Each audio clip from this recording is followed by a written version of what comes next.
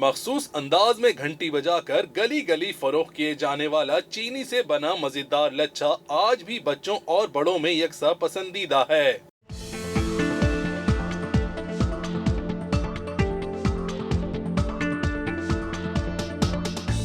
किसी जमाने में गली महलों की सबसे मकबूल स्वीट लच्छा ही होता था, लेकिन गुजरते वक्त के साथ साथ लच्छा भी दीगर रिवायती अशिया की तरह कंज्यूमरिज्म और तरक्की की दौड़ में अपनी अहमियत खो चुका है, जबकि इसकी जगह रंग बिरंगी टॉफियों और चॉकलेट्स ने ले ली है।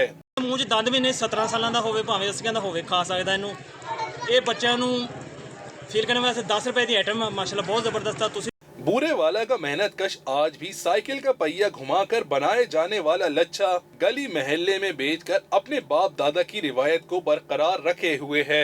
50 साल पुराना जी ਇਹ ਦੀਵੇ ਵਾਲੀ ਮਸ਼ੀਨ ਆ ਬਾਬੇ ਚਲਾਉਣੇ ਹੁੰਦੇ ਸੀ ਦਾਦਾ ਮੇਰਾ ਉਸ ਦਾ ਅਬੂ ਮੇਰੇ ਨੇ ਫੜ ਲਿਆ ਕੰਮ ਇਹ। उसका कहना है कि 10 आने की फरोख्त से शुरू होने वाला लच्छा आज भी 10, 20 और 30 रुपए में फरोख्त होता है, जिससे गुजर बसर करना मुश्किल ही नहीं नामुमकिन हो गया है।